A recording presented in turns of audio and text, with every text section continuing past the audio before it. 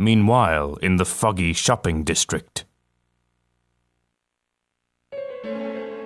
Damn it! Again?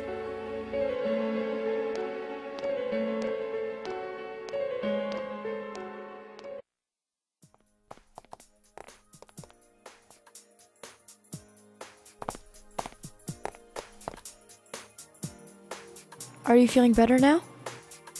Yes, thanks to all of you. I'd like to thank you once again for what happened. Don't mention it. But hey, your uniform. Huh? Ah. Yes. After contemplating the matter, I went with what I've been wearing thus far. There's no need for you to. Hey, it's the Detective Prince. That's no prince. I heard he's a she. Huh? You serious? If he's a she, then... oh, crap! Aw, I'm kinda disappointed. But then again, there's something neat about it. Yeah. If you look at her a certain way, doesn't she seem pretty cool?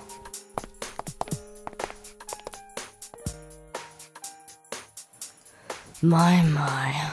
Rumors spread so quickly. We're on your side. Thank you. But it doesn't bother me at all. There's no need to worry on my behalf.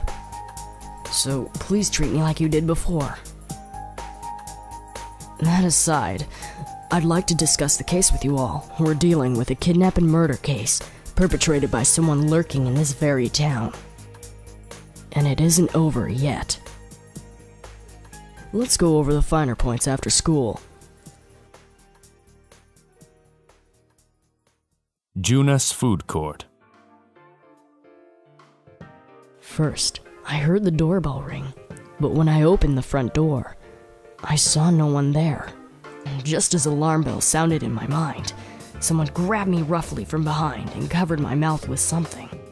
Immediately afterward, I was put into something like a sack and most likely carried on the culprit's shoulder. How could you remember all that? The culprit seems to have used a chemical to incapacitate me, but luckily I wasn't completely unconscious. I had been expecting a trick along those lines, so I was somewhat prepared. And of course, I was desperate to gather as much information as I could. No wonder you're an ace detective. That ain't something to be proud of. You are too damn calm about all this. Judging by their actions and body type, I'd say the culprit is definitely a man. I heard no conversations or voices, so I believe he is acting alone. It's after that things get murky. I felt a single impact, which I assume is when I was thrown inside the TV, but the time from the kidnapping to that point seemed too short. It was a matter of minutes. So you were immediately thrown inside the TV after being kidnapped. Oh, could there have been a TV on the side of the road? Regrettably, my memory from there on is a blur. I see. But man, the killer just came up right to the door and rang the bell? That's just crazy! I finally understand why you all testified that you couldn't recall much of what happened. Such a bizarre experience, with mental and physical fatigue on top of it. It's only natural to be confused, and going by the surrounding circumstances, my kidnapping and everyone else's were near identical. There is no question that the culprit is the same in each case. So, that Mitsuo boy who said he killed King Moron? Everything makes sense now. I can't say for sure until I gather more concrete evidence. But Mitsuo Kubo's only victim was Mr. Moriuka. It was a copycat killing that mimicked the true culprit's method. No wonder King Moron's death broke the pattern in so many ways. The question remains, though, as to how Kubo learned of that world. That's it! That's what was bothering me. Mitsuo could enter the TV, right? Then why didn't he kill King Moron that way?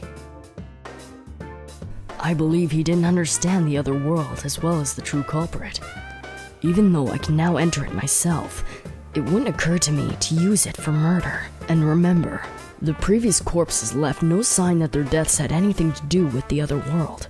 After Kubo became wanted, leaving him with nowhere to run, he probably thought for the first time, what if I put my entire body into the TV?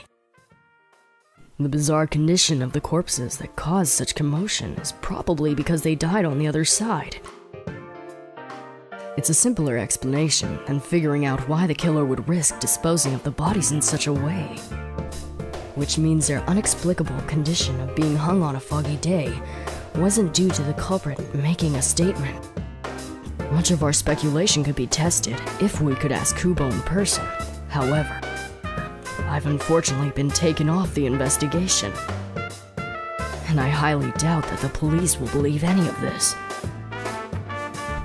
They wouldn't admit that it wasn't Mitsuo in the first place. Once you've said something on TV, it's not easy to admit you were wrong. I believe the primary cause of my dismissal was because I raised that possibility to them. The police won't readily concede that they made false charges, all the more so if the accused is a juvenile. In fact, the overwhelming sentiment within the police force is to end this case with his arrest. Those dickheads. I had a feeling that would be the case. Not that I trusted them in the first place. But, Naoto, if you were that calm when it happened to you, couldn't you have, I'm not saying you should have caught him, but isn't it kinda sad for an ace detective to go down that easily? To tell you the truth, I was really scared. I'm sorry. It can't be helped. None of us could resist the culprit either. Don't forget, Naoto-kun is younger than us, and she's a girl. Oh yeah, that's true. I keep forgetting when I see her talking like this. You know, Naoto, What is it? you got balls. For a girl. Regardless, I have no doubt that the culprit will continue with his attacks. We can only watch and wait for him to make the next move. But this is no longer a mere job, or someone else's affair. I want to know the truth of why we were targeted. Please allow me to join your effort. Of course. Thank you very much. I'll do my best, leader. Naoto joined the group.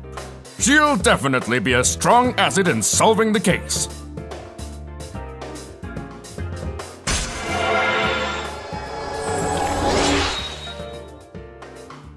The investigation team's social link has reached level 8. Since I'm the king of the geniuses, I knew it would work out this way. Ta-da! Now Chan's glasses. Thank you.